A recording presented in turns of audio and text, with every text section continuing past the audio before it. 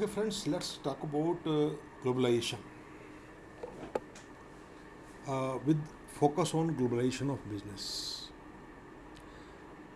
Why we are talking about globalization? Because globalization is the biggest factor which impact both global business as well as local business.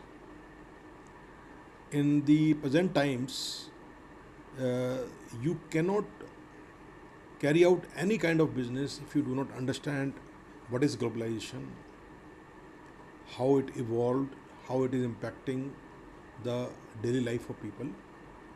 This is a very important area to understand.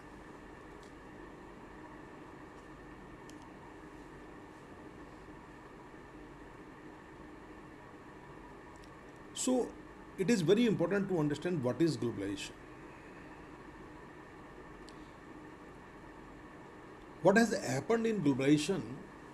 In the historical times, we had self-contained countries which were trading within themselves, which were interacting within themselves, where the cultures were local, the trade was local, their uh, daily routine life was local in nature.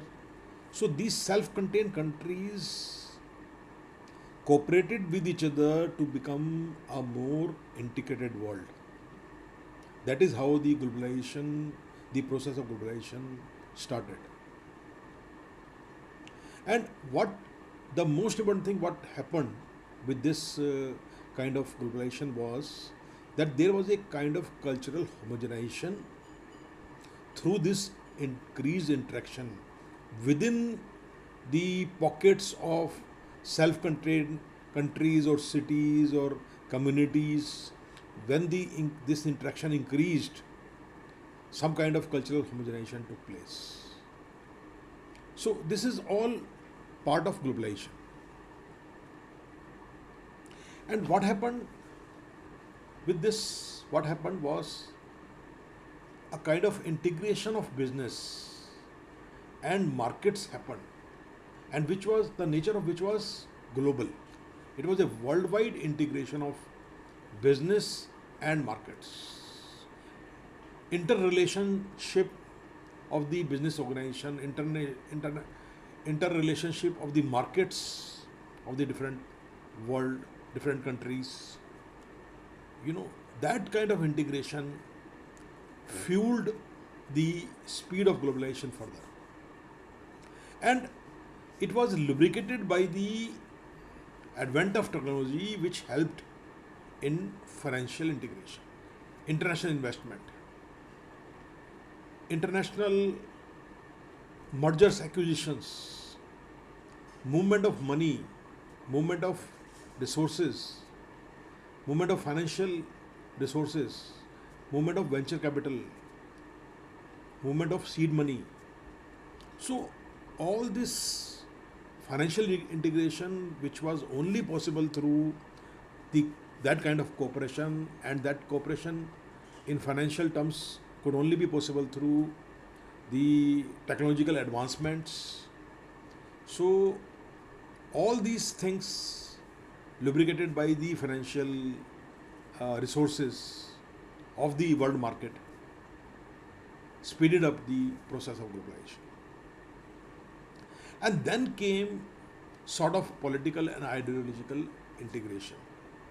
When the ideas spread, when people interacted with each other, they realized that the best way to govern the countries is through democratic norms, and the democratic values, the participative government, the principles of cooperative governance.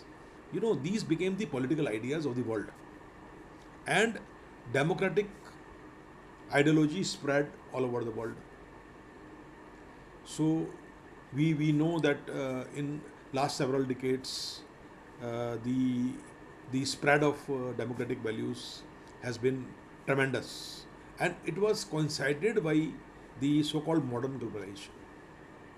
So these interactions, these globalization These merging of the ideas and the business and the markets worldwide brought about these political integration and this ideological integration.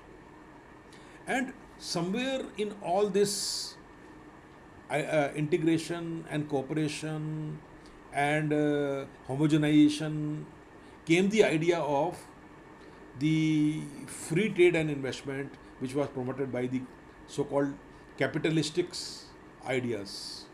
You know, the ideas of Adam Smith,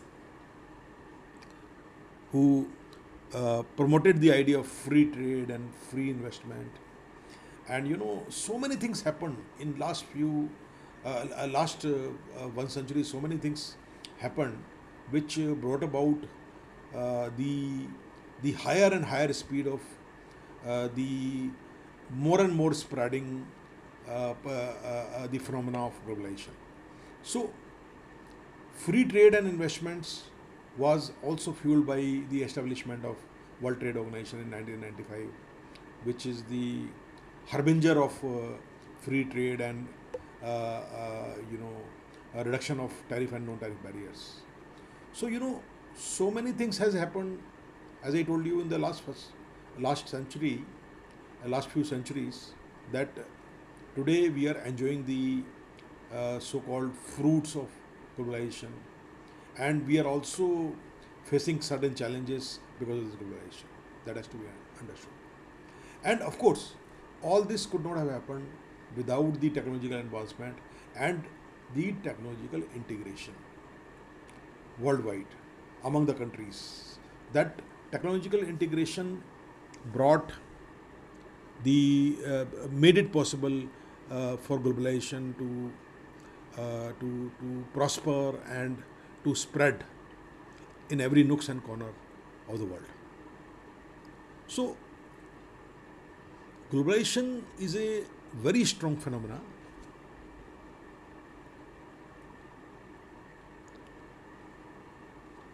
which can be realized by all the inhabitants on this planet in their day-to-day life. The kind of life people are living, we are living a life of surplus. So the goods are being produced, and the question is that who is going to buy these goods and services. So we are living in a era of surplus. That's a fact. And this era of surplus has been brought about this globalization only.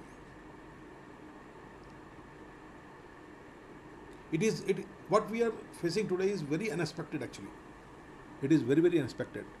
The kind of world we are living, nobody few centuries ago would have expected this kind of world. To give you an example, you know, Napoleon II was using aluminum cutlery,